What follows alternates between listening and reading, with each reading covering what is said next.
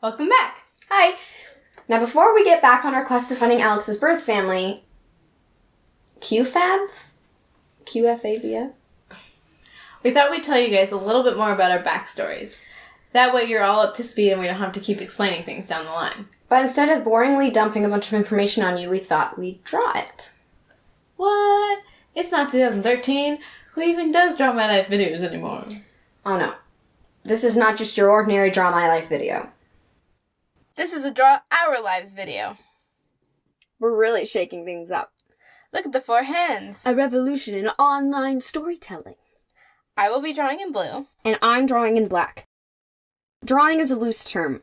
My artistic ability is already questionable, let alone when displayed next to our resident design whiz. Don't say I didn't warn you. You're not that bad. I take that back. We live in Syracuse, Washington with our mom Suzanne, our dad Damien, and our dog Apollo. What the heck is that? It's Apollo. That is an insult not only to Apollo, but all dog kind. Rude. I was born September 20th, 1998, and adopted a few months later by our parents. Because the 90s were a dark age for effective record keeping, I came with a name and pretty much nothing else. Fun fact, my birth name is Philippa Everett, but I was renamed Alexis Seymour. You're like Lana Del Rey or Jamie Foxx. Jamie isn't his real name? No, his name's like Eric or something. The more you know. Getting off track. Fast forward to 1999 when I was born in Seattle, Washington on the 11th of February. February. That pun never gets old for you, does it? Nope.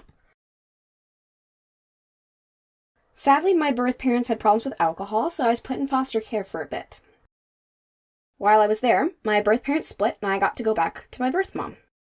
She tried her best, but wasn't able to stay sober for long. So over the next few years, I bounced between her and various foster homes.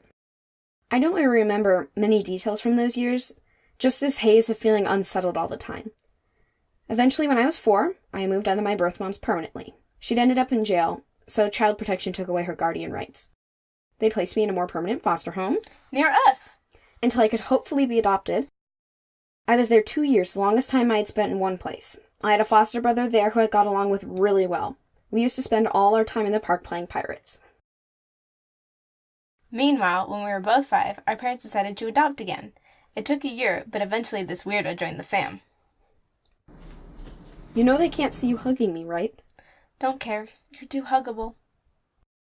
Becoming sisters was quite literally the best thing. Yeah, it was. It took me a little while to settle in, but I felt at home pretty quickly. We became so close that in elementary school we had a phase where we would only respond to Aldrew. We were odd kids. Middle school was, well, middle school. Yep. A time of extreme insecurity, cliquey tweens, and questionable haircuts. Ugh, I had the worst bangs. Never again. As most sisters do at some point, we clashed quite a bit in middle school. We're in the same grade, so we saw each other pretty much 24/7. It was hard not to compare ourselves to one another, but it got easier when we moved to high school. We had fewer classes together, which meant we could settle into our own interests and being, well, separate people, I suppose.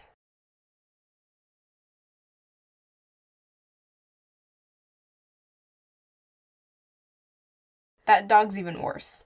You're so offensive. Because we look nothing alike, we're used to people assuming we're just really good friends. Or when we were freshmen that we were dating. Oh, yeah. Alex came out as bi the summer before high school, so everyone assumed that the girl she was always seen with was her girlfriend. It was simultaneously one of the funniest and most awkward experiences of our lives. To be honest, we could probably fill an entire video with adoption-related mishaps. Oh, yes, let's do that. When I was 15, I got in touch with my birth mom again. She hasn't been able to break out of her addiction, so our relationship is pretty one-sided. I send her letters every now and then, and sometimes she writes back. It sucks to know she's stuck in something and not be able to do anything about it, but I've kind of come to terms with it. I know she loves me in her own way. Our final year of school went super fast. Yeah, school trips, internships, exams. I realized I'm asexual. Woo! And last spring we graduated. Yay! And that's when our parents gave us the albums. So really, QFABF is because of them. We're not naming it that. But yeah, it's kind of wild that that's how all this all started. I have such a jumble of feelings about it. The way I've been describing it to people is...